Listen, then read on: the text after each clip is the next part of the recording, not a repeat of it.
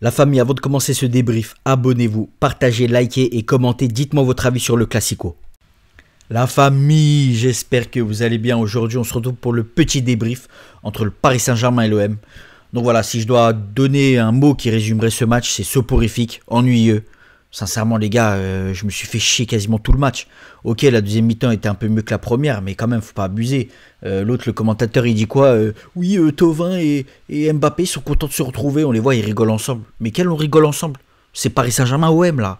Là, c'est pas Dijon, Strasbourg ou je sais pas quoi. Je manque pas de respect aux Dijonnais et aux Strasbourgeois.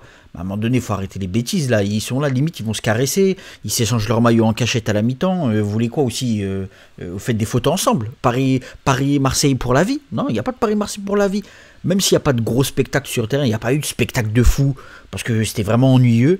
Mais au moins, tapez-vous. Je sais pas, mettez-vous des...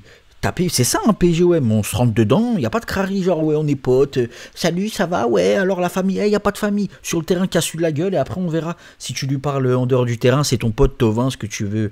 Il y a des gens, ils sont complètement tarés aujourd'hui, ils comprennent pas que le PGOM, nous les supporters, on veut voir que la victoire, point barre, ça s'arrête là.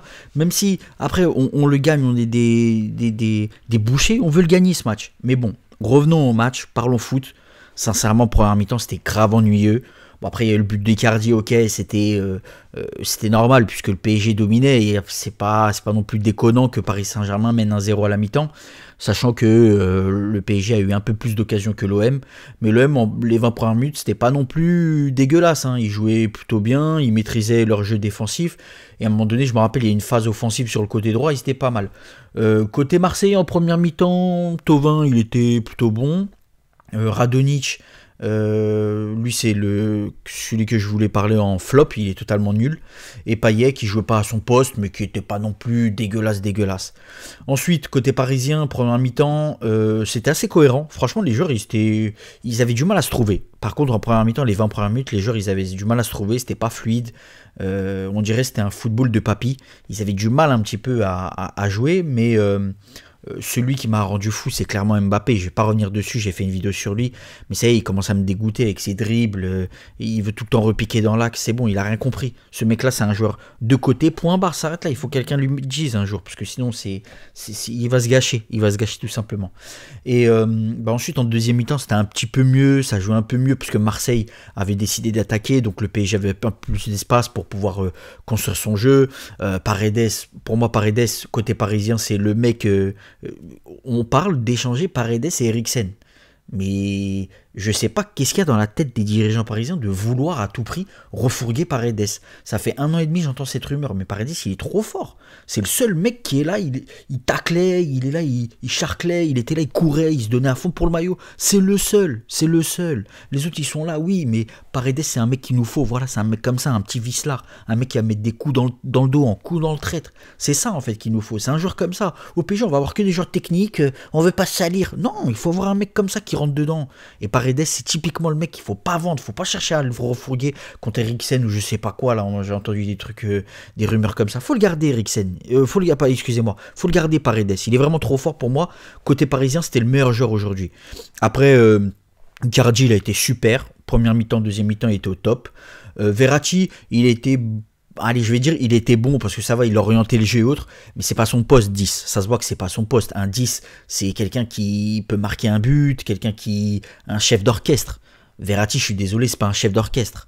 C'est un bon accompagnateur du chef d'orchestre, entre guillemets, de celui qui va orienter les jeux, mais il faut pas mettre Verratti 10. Je pense que ça va pas durer le temps que Pochettino il trouve son 10, il achète. Je pense que Verratti il est là par défaut, il va redescendre d'un cran et je pense que là, quand il va redescendre d'un cran, il va être à l'aise. Et sincèrement, Verratti, Paredes, je préfère largement avoir Verratti Paredes que Verratti et quelqu'un d'autre à côté de lui. Paredes c'est un guerrier, il faut le garder, il faut arrêter les bêtises.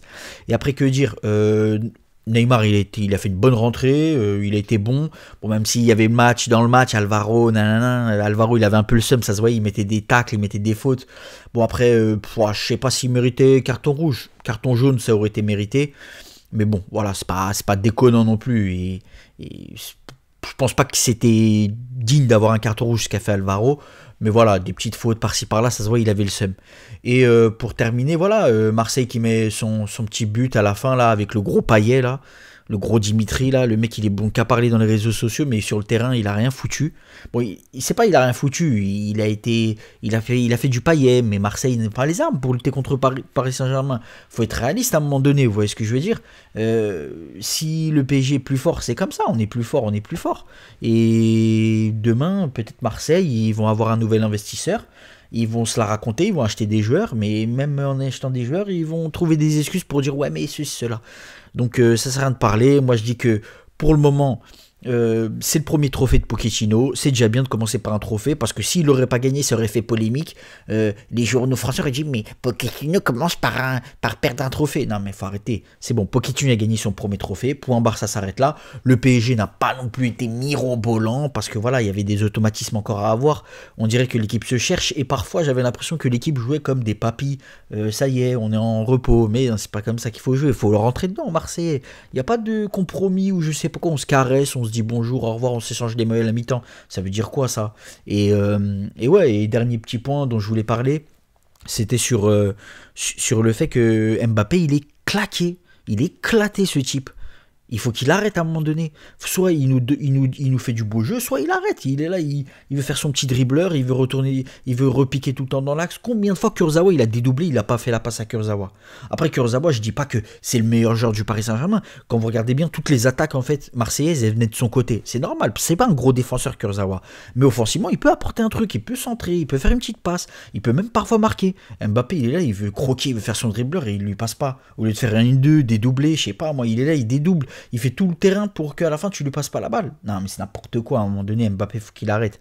Mais sinon sur les jeux de joueurs, non franchement j'ai kiffé Paredes, Icardi, Marquinhos. Marquinhos, on n'en parle pas assez, je vous le dis les gars, capitaine Marquis. Vous l'entendiez pendant le match, il n'y a que lui qui criait. Il criait pour replacer tout le monde, pour dire qui va jouer où et ainsi de suite. Non, Marquinhos, il est vraiment trop fort les gars. Et sinon côté OM, ouais non, côté OM je trouve que c'était cohérent les 20 premières minutes. Après bon, voilà, personnellement, moi je pense qu'ils n'ont pas les armes pour lutter contre le PSG. Mais je trouve que l'OM, ce qu'ils sont en train de faire là, ça ressemble un petit peu plus à un truc sérieux.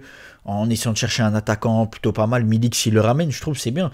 Franchement, je pense que s'ils avaient eu un attaquant lors des 20 premières minutes, là, ils auraient pu nous faire du mal. Parce que Payet, c'est pas un attaquant. Il était attaquant, mais il revenait au milieu de terrain. Donc ouais, non, c'est pas terrible. Donc voilà.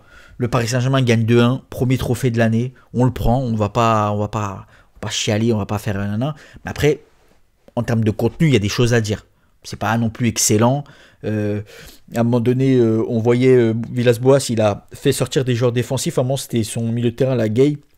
Il a fait rentrer Sanson, il a fait rentrer un peu des joueurs à vocation offensive. Il a sorti Radonjic, il a rentré Benedetto. C'était un peu mieux. Marseille avait des occasions et autres. Mais sincèrement, ça se sentait que l'OM, même en jouant 4 jours, il ne pourrait pas marquer contre le PSG. Ça se voyait, ça se sentait en fait. Que le Paris Saint-Germain était trop à l'aise. Et en deuxième mi-temps, le PSG a développé son jeu. Parce que justement, l'OM s'est ouvert. Et Paris pouvait jouer dans le camp de l'OM, faire des passes et ainsi de suite. Non, franchement, c'était pas mal. Et ouais, après, c'est. Concrètement, ouais. Je pense que j'ai fait le tour. Si vous pensez que j'ai oublié des choses, dites-le en commentaire, n'hésitez pas. Qu'est-ce que vous avez pensé du match? Moi, sincèrement, le match, je l'ai trouvé grave ennuyeux. Si je devais le noter, je lui mettrais un petit 10 sur 20 juste pour récompenser entre guillemets la victoire du PSG. Mais en réalité, de ce match-là, je sais pas, c'est un PSG-OM. On est là, on en parle pendant une semaine. Ouais, il y aura PSG-OM, ça va se battre, ça va se taper et tout. C'est bon, ça fait. La dernière fois, ça s'est battu et là, ça se bat pas. En fait, moi, j'aime bien les matchs où c'est peut-être pas une qualité de fou, il n'y a pas une qualité de dingue, on va pas être là à kiffer devant notre télé, waouh, c'est un match inoubliable, on pensera à ce match dans 10 ans. Non, là, c'était merdique. Même dans une semaine, on va oublier ce match. Il était totalement nul, faut dire ce qui est. Personne n'était là, on se rentre dedans. Normalement, un PGOM, on se rentre dedans. Il n'y a pas de compromis, il n'y a pas de ouais, salut Thauvin, ouais, salut Mbappé. Non, il n'y a pas de ça. On est champion du monde, on s'en bat les reins. On s'attaque, on est là direct. C'est comme ça. Donc voilà, les gars, j'espère que vous avez aimé ce petit débrief. À la prochaine, c'était El Diez.